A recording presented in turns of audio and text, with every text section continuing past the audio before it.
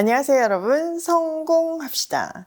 우리가 살다 보면 어떨 때는 진짜 내가 왜 그런 일을 했지 하면서 너무 부끄러워서 쥐구멍에라도 숨고 싶은 때가 있잖아요. 때로는 살기 위해서 비굴해지고 나의 어떤 똑똑함, 나의 어떤 재능 그런 것들이 한순간에 산산조각이 나는 듯한 순간. 이 믿음의 용사, 하나님 마음에 합한 다윗도 이런 흑역사가 있거든요. 오늘 다윗의 흑역사를 통해서 우리 한번 힘을 얻어보도록 해요. 자, 10절. 다윗이 거기를 떠나 그날로 사울에게서 도망하여 가드왕 아기스에게로 갔다. 와, 지금 보니까 다윗이 너무 다급한 거예요. 한번 상상을 해보세요. 그럴 수밖에 없죠. 지금 왕이 자기를 죽이려고 온 나라에 선포를 했고, 실제로 그게 확인이 됐고, 그래서 이제 좀 안전한가 싶어가지고, 노읍으로 가가지고, 도피성이잖아요. 거기서 이제 대사장한테 숨었는데, 그 순간에도 그 장면을 본 도액이라는 사람이 있었고 다윗이 그것을 보면서 내가 정말 이 나라에서는 사울의 손아귀에서 도망갈 수가 없구나, 숨을 곳이 없구나 이렇게 확인했던 것 같아요. 그래서 너무나 다급한 나머지 다른 나라로 망명해야지 하면서 간 곳이 바로 블레셋이에요. 여러분, 블레셋은 5개의 도시국가로 이루어졌잖아요. 블레셋의 가드왕 아기스한테 망명을 한 거예요. 근데 여러분, 조금만 더 생각을 해보세요. 지금 가드는 다윗이 죽인 골리앗의 고향이잖아요. 그런데 지금 내 앞에서 보니까 다윗은 손에 뭘 들고 갔어요? 네, 골리앗의 칼을 들고 지금 골리앗의 고향으로 간 거예요. 정말 너무 두려워서 정확한 판단을 하지 못하고 그냥 두려움에 사로잡혀서 행동했다는 거를 우리가 확인할 수 있는 거죠. 와, 살아보겠다고 약속의 땅을 떠나서 원수의 심장부에 그 원수의 리더 중에 하나였던 골리앗의 칼을 들고 갔으니까 이건 호랑이 굴에 제발로 찾아간 격이나 다름없어요. 자, 아니나 다를까 11절 보세요. 아기스의 신하들이 왕에게 보고하였다. 이 사람은 분명히 저 나라의 왕 다윗입니다. 이 사람을 두고서 저 나라의 백성이 춤을 추고 이렇게 노래하였습니다. 사울은 수천 명을 죽이고 다윗은 수만 명을 죽였다. 다윗은 이 말을 듣고 가슴이 뜨끔했다. 그는 가드왕 아기스 옆에 있는 것도 안전하지 못하는 생각이 들었다. 아니, 호랑이 굴에 제발로 걸어 들어가서야 호랑이가 있는 것을 보고 이거 안전하지 않구나 이렇게 깨달은 건 거예요. 자, 블레셋 사람들은요, 한눈에 다윗을 알아봅니다. 그러면서 그 다윗을 뭐라고 표현해요? 저 나라의 왕 아니냐 이렇게 얘기해요. 자, 골리앗이 3m가 넘는 엄청난 정말 괴물 같은 장군이었잖아요. 근데 그 장군을 죽인 사람이 다윗이니까 다윗을 모를 수가 없죠. 그리고 노래까지 알아요. 사울이 죽인 사람은 천천히요, 다윗이 죽인 사람은 만만이다. 그 주인공 아니냐 이렇게 얘기하는 거예요. 그러니까 실질적인 이스라엘의 왕이 사울임에도 불구하고 그들은 지금 다윗을 진짜 적군의 왕으로 인식을 하고 있는 거죠. 그제서야 이제 다윗이 가슴이 뜨끔하였다고 되어 있는데 개역개정에 보면 심히 두려워해요 이렇게 되어 있잖아요. 이거 어떡하지? 이렇게 생각이 든 거예요. 우리는 여기서 뭘 배울 수 있나요? 은혜의 자리를 떠나서 제 아무리 세상적으로 그냥 안전하다고 해도 절대 안전한 곳이 없다는 것을 확인할 수 있는 거죠. 그리고 다급할수록 하나님을 붙들어야 된다는 것을 확인할 수 있어요. 우리의 판단은 이렇게 정말 말도 안 되는 판단일 수 있는 거예요.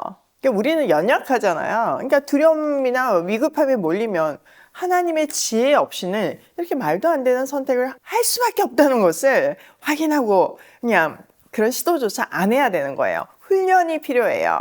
자, 이 위기의 순간 어떻게 다윗이 행동하는지 보세요. 그래서 그는 그들이 보는 앞에서 미친 척을 하였다. 그들에게 잡혀있는 동안 그는 미친 사람처럼 행동하여 성문 문짝에도 아무렇게나 글자를 극적이기도 하고 수염에 침을 질질 흘리기도 하였다. 그러자 아기스가 신하들에게 소리쳤다. 아니, 미친 녀석이 아니냐? 왜 저런 자를 나에게 끌어왔느냐? 나에게 미치광이가 부족해서 저런 자까지 데려다가 내 앞에서 미친 짓을 하게 하느냐? 왕궁에 저런 자까지 들어와 있어야 하느냐? 절체절명의 위기에서 다윗은요 미친 짓을 해요. 그 순간 하나님이 지혜를 주신 거죠. 그래서 뭐 문을 긋기도 하고 이상한 글씨를 쓰기도 하고 특별히 이렇게 수염에 침을 질질 흘렸다고 표현하고 있잖아요. 이게 무슨 의미냐면요. 고대 근동의 남자의 수염은 권위와 체면을 상징했어요.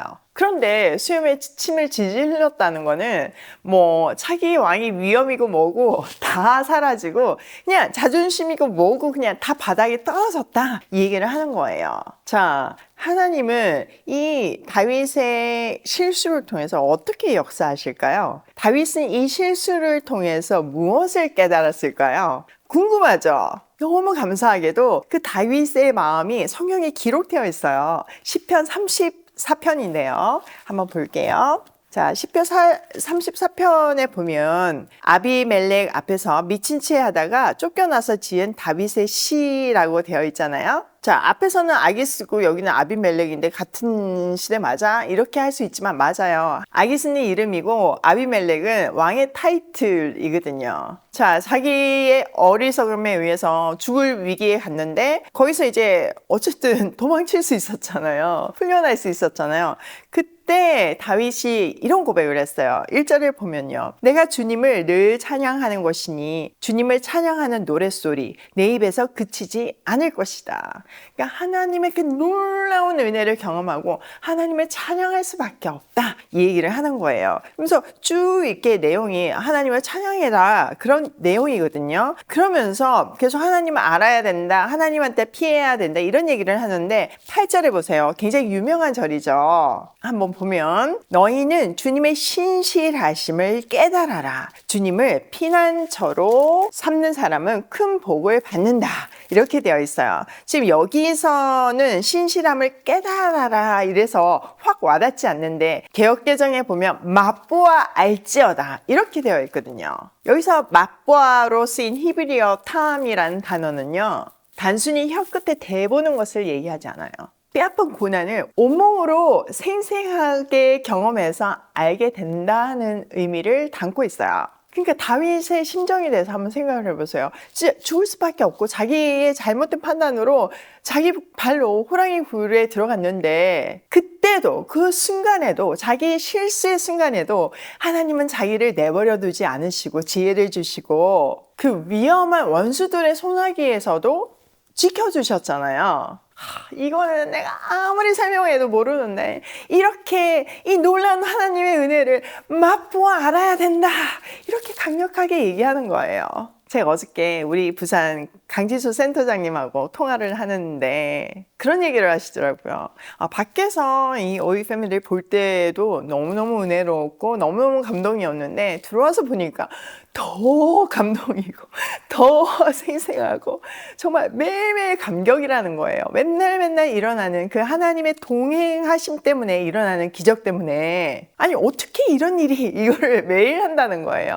그러니까 하나님을 맛보아 아는 거죠. 오이 패밀리와 동행하시는 하나님을 정말 온몸으로 체험함으로 해서 밖에서 본 거하고는 차원이 다른 그 하나님을 찬양하며 고백하며 또 오이 패밀리를 더 사랑하는 마음이 생기는 건 거죠. 다윗처럼 이렇게 하나님을 맛보아 알아서 하나님이 유일한 또 완벽한 우리의 피난처임을 확신하는 여러분이 되시기를 소원합니다. 자, 그러면서 또 조금 더 보면요. 9절에 보면 주님을 믿는 성도들아 그를 경외하여라. 그를 경외하는 사람에게는 아무런 부족함이 없을 것이다. 지금 뭐 다윗은 도망하고 있는 상황이에요. 그 상황이 해결되지 않았어요. 그럼에도 불구하고 아무런 부족함이 없대요. 이게 정말 하나님을 맛보아 안 사람들의 특권인 거죠.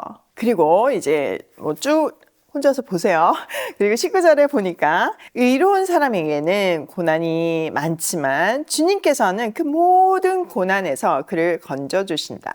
뼈마디 하나하나 모두 지켜주시니 어느 것 하나도 부러지지 않는다. 와, 정말 이 고백이 다윗이 이런 상황에서 했기 때문에 더 강렬하게 우리에게 와닿잖아요. 그게 찐 고백인 것을 우리가 경험하잖아요. 그렇기 때문에 고난이 하나님을 알게 한 거고 고난이 정말 하나님이 주신 축복이고 고난이 우리를 성숙하게 하고 더 깊은 곳에서 하나님을 만나게 하고 성장시킵니다. 이렇게 목숨을 위협하는 사람이 도처에 있음에도 불구하고 자기 뼈 한마디도 그들이 손대지 못하고 하나님이 다 지켜주신다는 그 고백, 우리의 고백이 되길 소원합니다. 자, 오늘 내용을 우리 삶에 한번 적용을 해보면 첫 번째, 하나님을 맛보아 알자.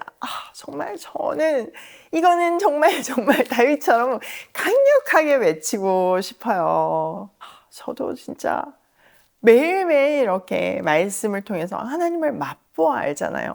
이 말씀을 붙들고 죽기 아니면 살기로 살다 보니까 더 깊은 곳에서 하나님을 알 수밖에 없고 그것이 저의 스펙이자 저의 전부가 되었잖아요.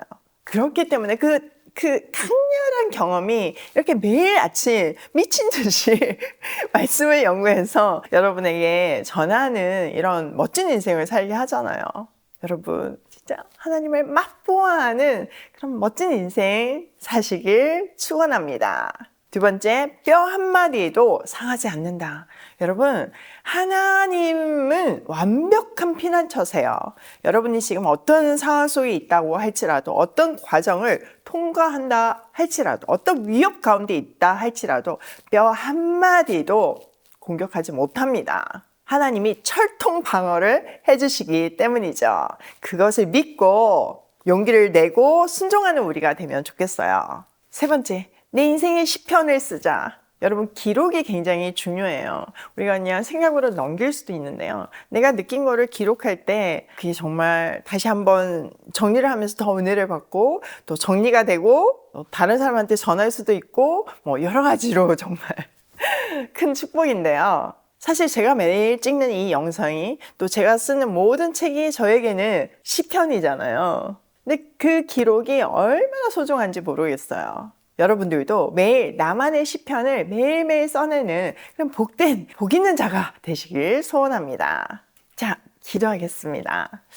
하나님, 정말 말씀을 알면 알수록 어떻게 이렇게 오묘하고 단지 매일매일 정말 감격스럽습니다.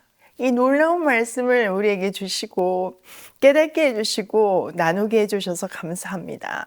하나님, 이 말씀대로 정말 하나님의 말씀을 삶으로 살아내어 하나님을 맛보아하는 우리가 되게 하여 주시고 또 우리도 다윗처럼 이런 시편을 나만의 시편을 쓰는 복된 인생 살게 하여 주시옵소서.